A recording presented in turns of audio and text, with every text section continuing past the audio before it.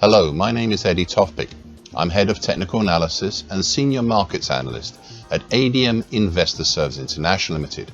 And here is your weekly technical analysis of Chicago wheat, Chicago corn, and Kansas City wheat. Chicago wheat. In late May, the recent market peaked at the January 2022 low at 739, turning lower and not really stopping until the dark blue highlighted neckline of the February to April reverse head and shoulders pattern. That's currently at 570. Since then, we've seen a slowing down and most recently a resurgence higher. The congestion we saw previously from mid-February to late April impacted on the market's decline. We formed a small bear channel since late June to the end of August, highlighted in bright red on my daily chart. This bear channel was part of the V-top formed in May, in essence a V-top with an extension. Usually such patterns are small, much like the size of the earlier small descending triangle during early to middle June, and usually pennants or bear flags. Not so in this case, but it does not take away from the idea. The pressure in such a pattern tends to be for lower prices.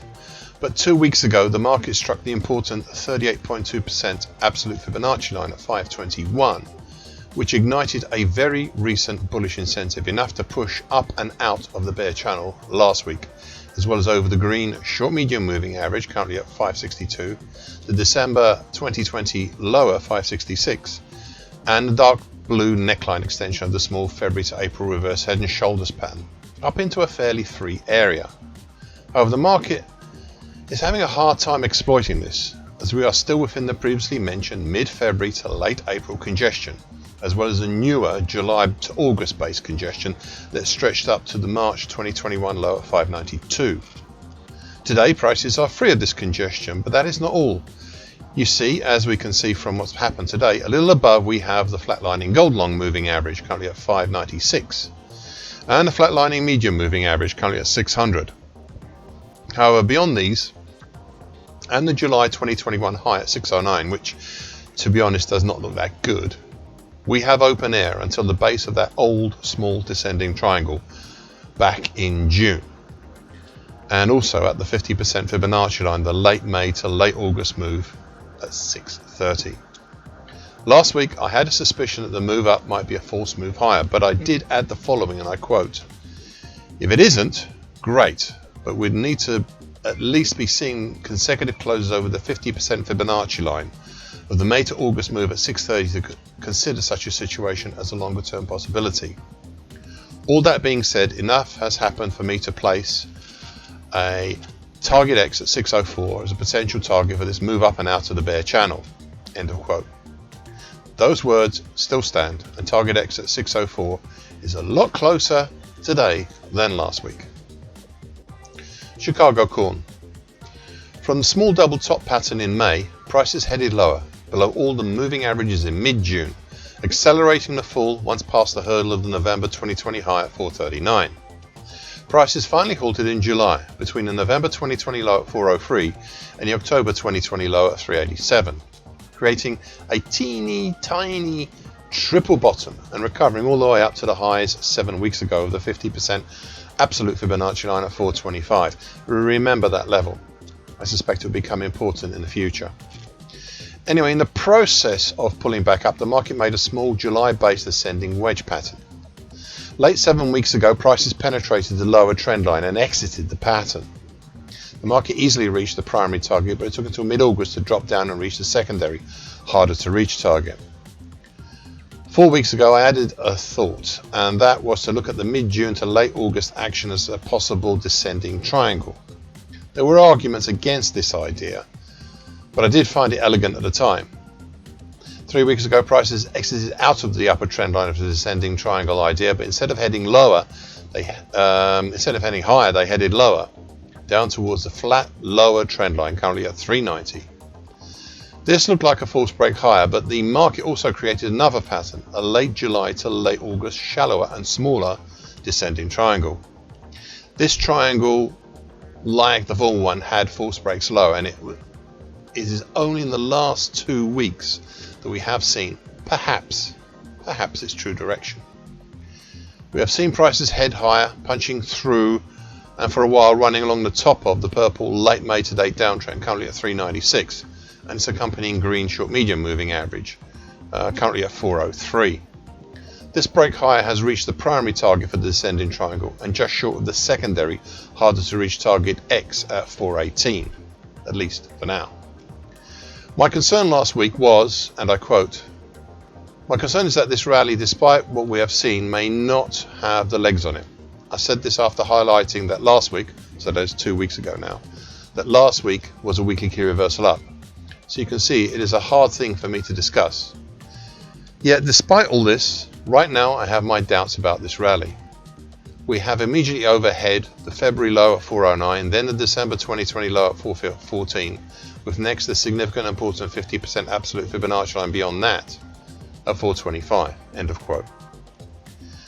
This week, especially with, to my mind, the daily key reversal up seen yesterday, when the low of the day gathered ammunition from the purple broken downtrend, that this week we might see the market have enough to take on the overhead resistances. We have already seen the 409 level push through and the 414 level breached, if not broken. It might just now be enough to take on the 414, the target X at 418, and finally perhaps the 50% absolute Fibonacci line at 425. We shall see. Kansas City wheat. During February through to April, we saw the development of a rectangle pattern based on the 551 to 590 area. Please remember that area, as it will become relevant again to more recent action. Anyway, after the creation of the V-top in late May, prices rapidly descended, down to the extension to the dark blue lower trend line, currently at 580 of the late November 2023 to end of March 2024 descending triangle, along with the important July 2021 low at 578 and the March 2021 low at 559, and back into that previously mentioned rectangle pattern between 551 to 590. Since then, prices have moved sideways to lower, making a shallower bear channel, highlighted in bright red on my daily chart, currently 528 to 576. This pattern construction is the familiar V-top with an extension, as we have seen in other grain markets. Usually such patterns are small and are pennants or bear flags, but not so in this case. However, it does not take anything away from the V-top to have such a larger pattern. Hence, I have said here for weeks now to look for the bright red bear channel to show the immediate support and resistance levels, and it did so more or less until last week. I'd also said for many weeks that the pressure in any such pattern would be for lower prices, but the move down 3 weeks ago was not sustained, and prices reverted back up, moving up from the significant support of the important 38.2% absolute Fibonacci line at 533. The move higher went through the January 2021 low at 559, the green short medium moving average currently at 572, and punched up and closed over the combination of the July 2021 low at 578, the dark blue lower trend line of the descending triangle, and of course the bright red upper bear channel line. Last week I said, and I quote, "This move higher is having trouble in sustaining the move higher, running to highs of early and mid-July and mid-August, as well as the top of that old rectangle congestion area between 551 to 590. Beyond these resistances, we have a fairly free area until the flatlining pair of the gold long moving average, currently 609, and the mauve medium moving average, currently 614, and the interesting 38.2% Fibonacci line of the big old 2011-2018 move. Beyond that, we have a small free area until the recent 50% Fibonacci line at 643 and the January 2015 high at 646. All this is leading me to think that this very recent move higher may not have the legs to get up through all these.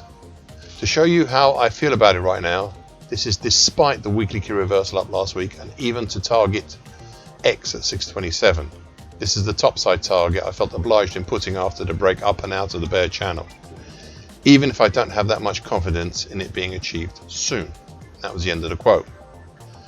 Well, the drop down at the end of last week and the start of this week seemed to follow that suggestion. However, the action this past Monday, specifically on the bright green short medium moving average, well, it may, just may, have gathered enough ammunition to tackle those overhead resistances, specifically the gold long moving average and the mauve medium moving average, and maybe just reach target X and even exceed it. Because beyond target X there is only the January 2015 high at 646, which doesn't look that strong. That is only in the way to possibly reach the 50% Fibonacci line of the big 2011 to 2019 move at 691. I'm now wondering if the moving averages will cap this market or give it that final impetus to try higher. It's all very interesting. Thank you for listening. This weekly broadcast gives the essential market patterns and consequences. Please be aware of the risk disclaimer posted both at the front and at the back of this broadcast. Copyright is Eddie Tofpik and ADM Investor Service International Limited. And here comes the final important bit.